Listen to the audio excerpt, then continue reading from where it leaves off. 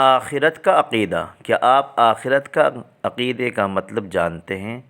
ہر ایک مسلمان کے لیے جاننا ضروری ہے۔ عقیدہ کے لغوی معنی ہے گرہ لگانا یا باندھنا۔ شریعت کی اصطلاح میں انسان کے پختہ و اٹل نظریات عقائد کہلاتے ہیں۔ آخرت کے لغوی معنی میں بعد میں آنے والی چیز۔ اصطلاح میں آخرت کا مفہوم یہ ہے کہ مرنے کے بعد انسان ہمیشہ کے لیے فنا نہیں ہو جاتا، بلکہ ایک وقت آئے گا جب اللہ تعالیٰ اس کی روح اس میں ڈال کر اسے دوبارہ زندہ کریں گے۔ دنیا و آخرت میں فرق۔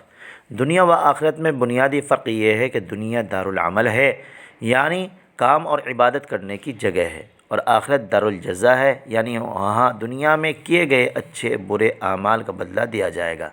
عقیدہ آخرت قرآن کی روشنی میں، والآخرۃ خیر و ابقیٰ، اور آخرت بہترین اور باقی رہنے والی جگہ ہے۔ دوسری جگہ اللہ تعالیٰ نے فرمایا ان الدار الآخرۃ لہی الحیوان، اور حقیقت یہ ہے کہ دار آخرت ہی اصل زندگی ہے۔ وبالآخرۃ ہم یوقنون، اور آخرت پر وہ لوگ مکمل یقین رکھتے ہیں۔